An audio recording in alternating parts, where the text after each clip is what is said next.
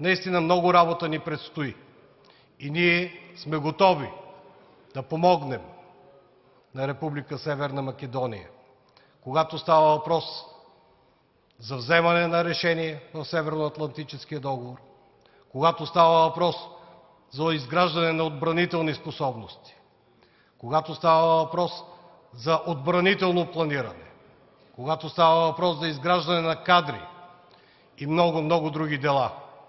Но аз съм сигурен, че този прагматизъм ще ни доведе до добър край, а в днешния ден можем да си позволим и малко емоция. И тук, от София, от България, ясно и високо да кажем и да се чуе: добре дошли, приятели, при нас! Добре дошли, братя и сестри!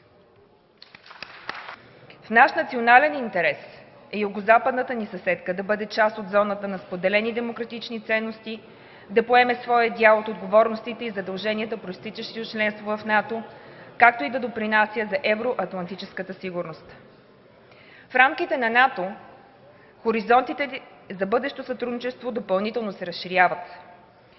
Скорошното членство на Република Северна Македония в Алианса ще ни направи съюзници, способни да участват в решаването на глобални регионални проблеми, както и изискваните комплексни решения в сферите на борбата с радикализация, екстремизма, тероризма, дезинформацията, хибридните войни и така нататък.